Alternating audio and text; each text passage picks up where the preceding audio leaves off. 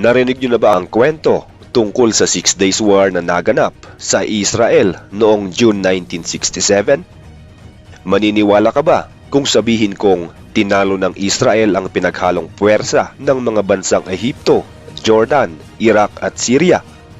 Ating alamin ang kwento sa likod ng giyera na tinawag na June War na ginanap lamang sa loob ng 6 na araw. Noong June 1967 ay muling nakipaglaban ang bansang Israel kontra sa mga kapitbahay nitong Ehipto, Syria at Jordan. Ang mga bansang ito ay dating kilala sa tawag na United Arab Republic. Ang labanang ito ang pangatlong Israel at Arab War. Bakit nga ba muling nagkaroon ng giyera sa mga bansang ito? Dahil nga sa pagkatalo ng mga Arab countries laban sa Israel noong 1948 ay naging mainit ang kanilang pakikitungo sa bawat isa. Itinuring na ng mga bansang ito na sila ay mortal na magkaaway. Bago pa man nagumpisa ang pangatlong digmaan ay palaging may away ang Israel at ang mga Arab countries sa hangganan ng kanilang teritoryo. May mga kaso na inaatake ng mga karatig bansa ng Israel ang hangganan ng kanilang teritoryo. Kaya napipilitan silang ipagtanggol ito at nakikipagbakbakan sa mga nagtatangkang agawin ang kanilang nasasakupan. Ngunit ang isang itinuturing na ugat ng digmaang ito ay ang Straits of Tiran. Ito ay isang anyong tubig na lagusan at ginagamit ng Israel na daanan para mailabas ang kanilang produktong langis para ibenta sa ibang bansa. Naunang sinalakay ng Israel noong 1956 ang Sinai Peninsula sa dahilang para malaya silang makapaglayag sa Straits of Tiran. Noon kasing 1950 ay pinagbawal ng Ehipto ang mga Israelitang dumaan sa rutang ito patungo sa Red Sea, kaya sila sinalakay ng Israel. Noong panahong iyon ay puwersahang napatras ang Israel, ngunit sa tulong ng United Nations ay nabigyan sila ng kalayaang gamitin ang Straits of Tiran. Ngunit noong 1967, tumaas na naman ang tensyon sa pagitan ng Egypt at Israel. Gustong ipasara ng Egypt ang Straits of Tiran sa mga Israel, ngunit nagbanta ang Israel na kapag ginawa ito ng Egypt, ito ang magiging hudyat ng muli nilang digmaan. Ngunit isang buwan bago mangyari ang digmaan ay dineklara ng Egyptian President na si Gamal Abdel Nasser na isara ang lagusan para sa mga Israel. At dito na nga nagumpisa ang digmaan ng Israel at mga bansang karatig nito. Sinubukan ng United Nations na pigilan ang digmaan, ngunit wala rin silang nagawa dahil sa opisyal na pagdeklara ng giyera ay nagtipon ang hukbo ng Egypt, Jordan at Syria para kalabanin ang Israel. Isang linggo bago magumpisa ang labanan ay ibinalita ng Soviet Union sa Egypt na ang Israel ay naghahanda ng hukbong militar para sakupin ang Syria, na mas lalong nagpainit ng komprontasyon ng Israel at mga karatig bansa. Walang sapat na batayan ang mensaheng ito ng Soviet Union, ngunit sineryoso ito ng Egyptian President na si Nasser. Dahil sa balitang ito ay nagpunta ang hukbo ng Ehipto sa borderline ng Israel at Egypt sa Sinai para bantayan ito. Kasabay nito ay pinaalis nila ang peacekeeping forces ng United Nations na nagbabantay doon ng mahigit ng 10 taon. Sinubukan namang tulungan ng United Nations ang Israel sa pamamagitan ng paglalagay ng dagdag bantay sa border nito, ngunit tinanggihan ito ng Israel. Samantala, sa Israel ay marami ang nagdagsaan sa mga paliparan ng eroplano para umalis ng lugar na iyon dahil natatakot silang maulit ang Holocaust na nangyari sa Israel noong World War II. Nag-order din ng American Embassy na paalisin sa Israel ang mga Amerikanong nakatira dito. Naghanda na rin ang Israel ng isang lugar kung saan nila itatambak ang mga mamamatay nilang kasama sa pagputok ng giyera. Maging ang kanilang national stadium ay binalak nilang gawing sementeryo na maaaring makaukupa ng bilang na aabot sa 40,000 patay.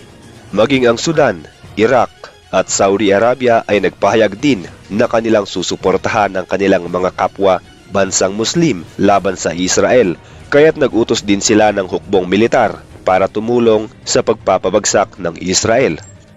Malaki ang agwat ng bilang ng hukbo ng Israel at ang pinagsanib na puwersang pandigman ng mga Arab countries. Halos doble o triple ang lamang ng mas maraming bansa kumpara sa mga sundalo at kagamitang pandigma ng Israel. Dahil dito ay nagpulong-pulong ang mga pinuno ng bansang Israel at sila ay gumawa ng isang strategy para sa giyera na pagkaisahan nila ang kanilang tinawag na Operation Focus o kilala rin bilang Sinai Airstrike. Ito ang pag-atake sa mga Air Force Base ng kalabang bansa. Nagpalabas sila sa media ng mga balita na ang kanilang mga sundalo ay nagbabakasyon pa lamang at ang kanilang mga piloto ay kasalukuyang nag-iensayo para sa darating na giyera. Ngunit sa katotohanan ay nakahanda na ang mga ito at naghihintay na lamang ng hudyat ng kanilang pangulo. Ito ay nailathala sa loob at labas ng bansang Israel. Kasama rin sa kanilang plano ang pagsira sa radar ng American Embassy para hindi nito masubaybayan ang mga hakbang na ginagawa ng Israel at hindi maisiwalat sa United Nations na kasalukuyang nag-aabang ng susunod na mangyayari. Biglaan ang operasyong ito dahil 5 oras lang ang ibinigay sa mga pilotong Israelita para maghanda at ginawa nga nila ang order ng kanilang mga commander. Noong June 5, 1967, 7:45 ng umaga, sa pangunguna ni Major General Mordecai Hod ay sorpresang umatake ang mga eroplanong pandigma ng Israel sa Ehipto. Inatake nila at binombahan ang mga Air Force bases ng Egypt.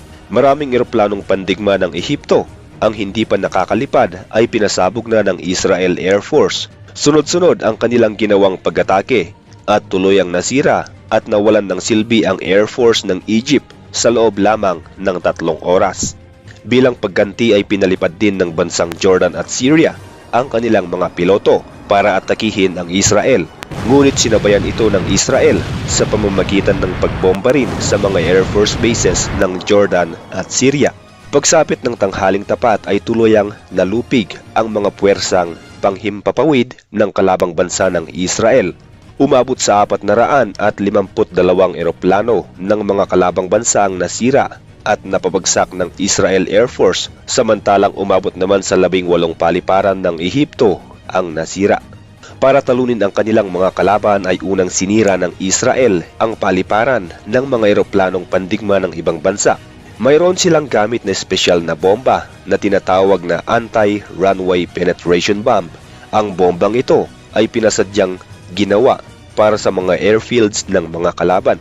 Mas malalim at mas malawak ang pagkakasira na hatid nito, kaya hindi kaagad-agad naayos ang mga paliparan ng Ehipto. Sa pagsabog ng bombang ito ay nagiiwan ito ng malaking butas sa ilalim ng paliparan na kapag daraanan ng mga lilipad sanang eroplano ay lumulubog sila sa lupa. Nang oras na nasira ang paliparan ay hindi na nakalipad ang mga eroplanong nakaparada, kaya madali lang silang pinasabog ng Israeli Air Force. Gamit ang mahigit kumulang na 200 eroplanong pandigma ng Israel ay sorpresang nilusob nila ang Ehipto sa unang araw ng digmaan. Sakto namang ng araw na iyon ay sadyang pinatay o hindi pinagana ng Ehipto ang kanilang air defense system dahil nag-aalala silang baka tamaan ng missile ang eroplano na sinasakyan ng 2 sa kanilang pinuno na sina Field Marshal Abdel Hakim Amer at Lieutenant General Sidki Mahmud, lalo na at aktibo ang mga lokal na terorista sa Ehipto sa mga panahong iyon. Nang araw kasing iyon ay patungo ang mga ito sa Sinai para makipagpulong sa iba pang opisyal para sa paghahanda sa giyera. Pinalipad ng mga Israelita ang kanilang mga eroplano sa mababang himpapawid para hindi madiskubre ng radar ng Ehipto. Hindi man ito alam ng Ehipto dahil nga nakapatay ang kanilang air defense system ay hindi ito lingid sa kaalaman ng Jordan. Nakita nila ang kumpol ng mga eroplanong pandigma sa kanilang radar patungo sa Ehipto. Nagpadala agad sila ng mensahe sa Ehipto tungkol sa pagkasirang paparating. Ngunit sa hindi maipaliwanag na dahilan ay nagkaroon ng problema sa komunikasyon ng mga taga-Ehipto at hindi nila natanggap ang mensahe. Ito ang dahilan kaya malayang inatake at sinira ng Israel Air Force ang mga establishmento ng kanilang kalabang bansa. Maliban sa hindi natanggap ng Israel ang mensahe ng Jordan, ay nakatanggap ang Jordan ng balita mula sa Ehipto na napabagsak na umano ng Ehipto ang mga eroplano ng Israel. Ngunit ang katotohanan ng mga oras na iyon ay malayang nagpabalik-balik ang mga ito sa Ehipto at Israel para maghulog ng bomba.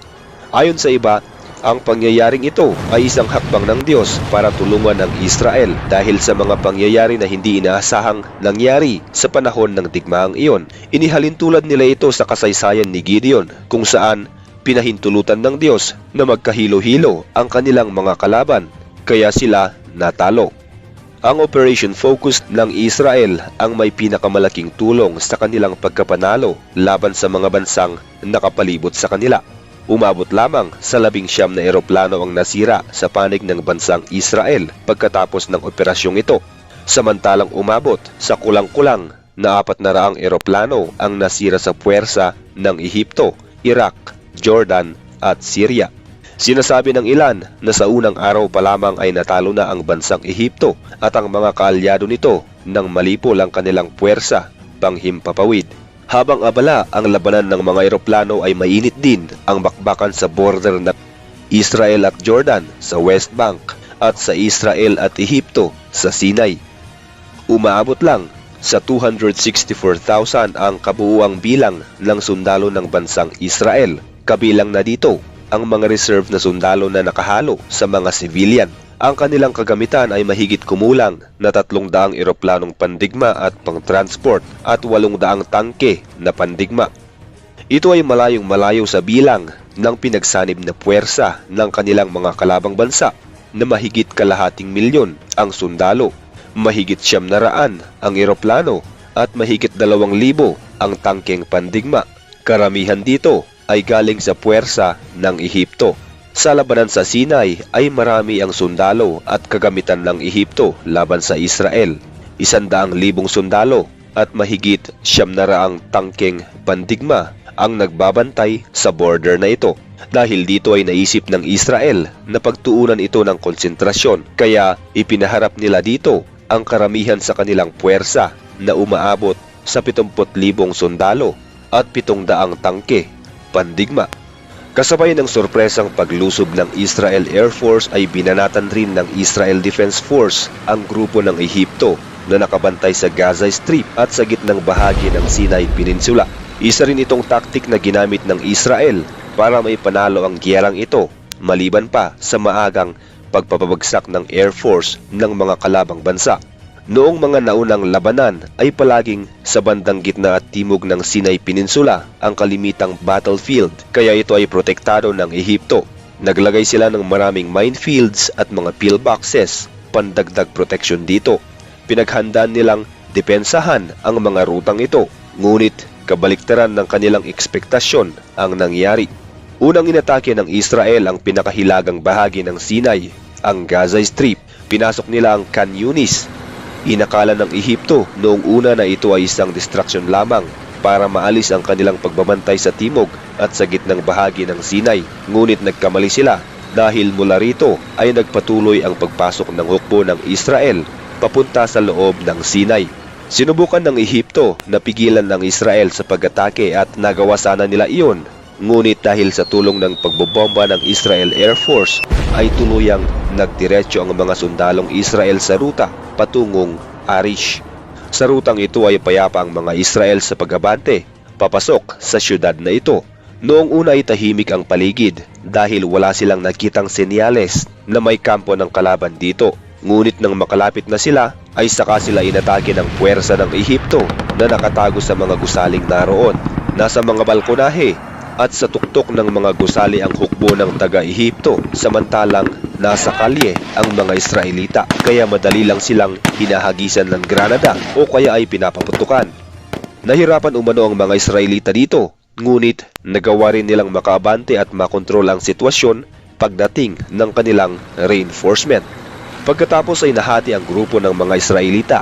Ang isa ay dumiretso sa Suez Canal at ang isa naman pumaibaba patungo sa gitnang bahagi ng border ng Sinai at Israel para atakihin ang hukbo ng Ehipto na nakatutok sa border. Ang pag-ataking ito ay sinabayan ng mga sundalong Israeli na nagbabantay sa border ng Sinai at Israel. Pinasok nila ang Sinai at tinalo ang puwersa ng mga Ehiptong nakabantay dito. Napakalaking bintahe ang paggamit ng Israel ng kanilang paratroopers na pinababagsak sa mga lugar kung saan hindi inaasahan ng mga taga-Ehipto magmumula ang pag-atake. Kasama rin dito ang tulong ng pagrarasyon nila sa mga sundalo ng armas at pagkain gamit ang eroplano.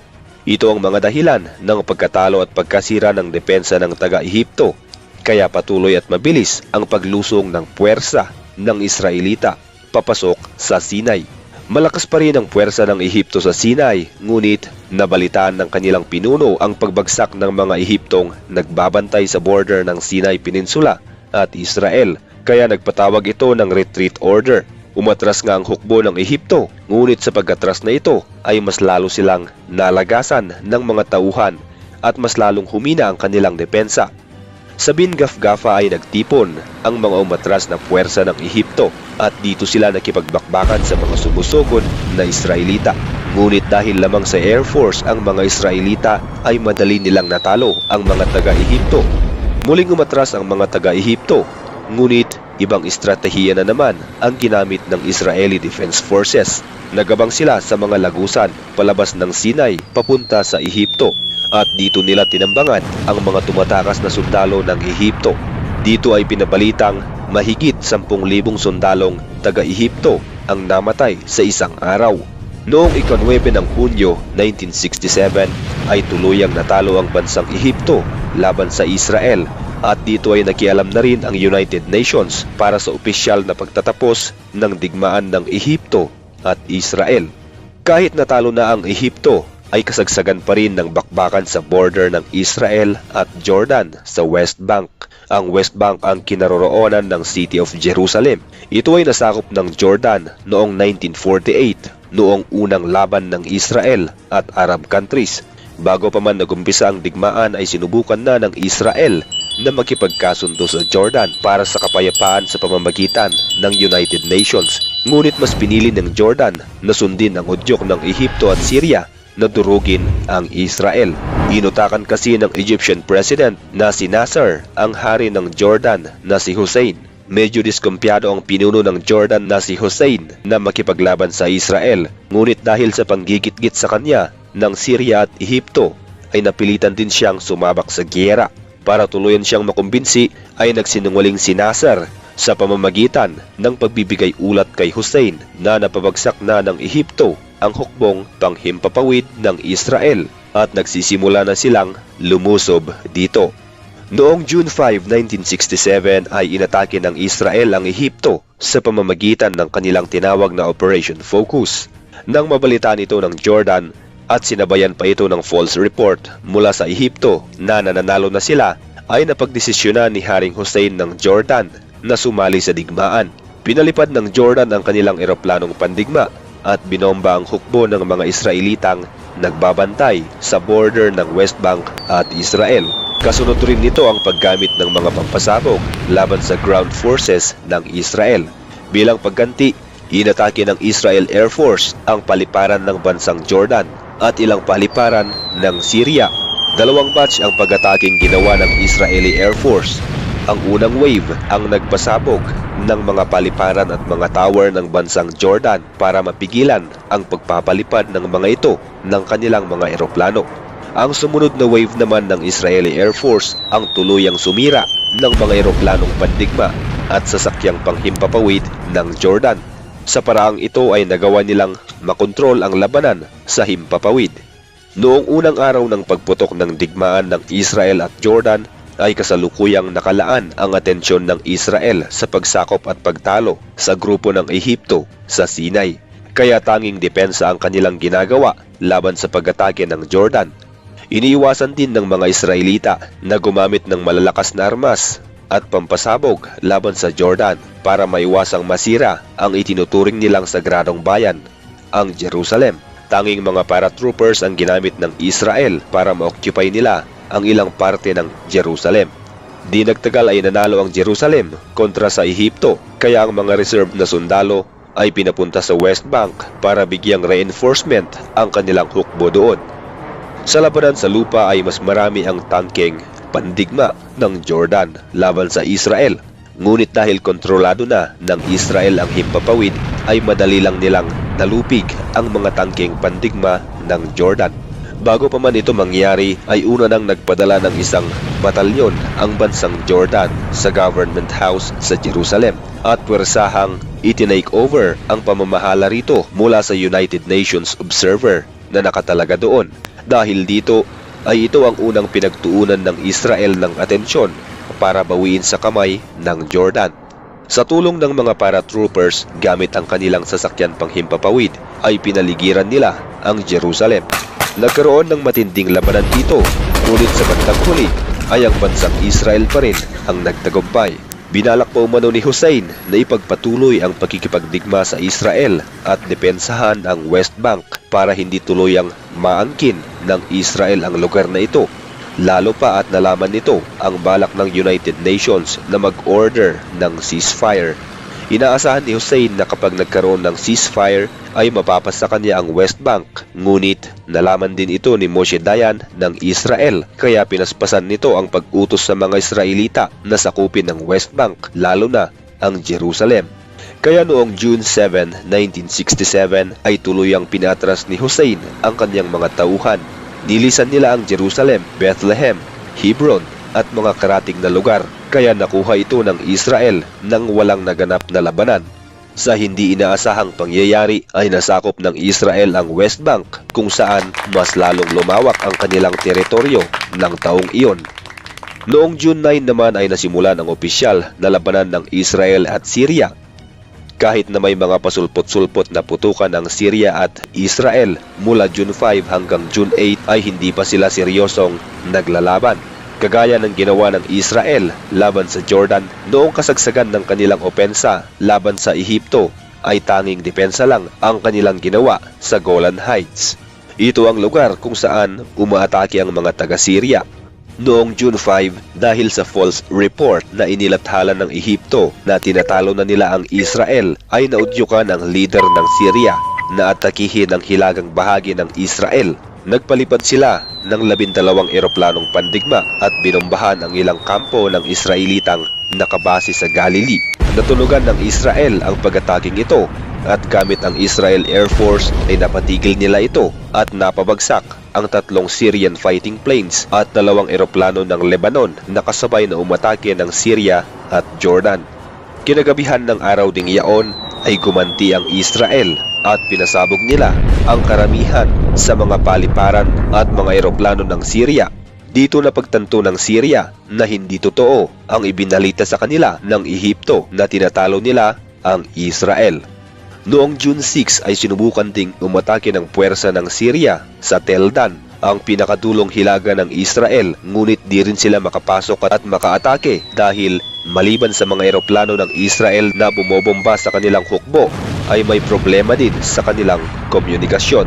Ang ilang unit ay hindi sinusunod ang utos ng kanilang commander na umatake. Ang ilang tangke naman ay masyadong malaki para dumaan sa mga tulay na naroon at ang ilang tangke ay lumubog sa Jordan River. Noong June 7 at June 8 ay nagpulong ang pinuno ng Israel tungkol sa hakbang na kanilang gagawin sa Golan Heights kung saan nakaantabay ang Syrian Army.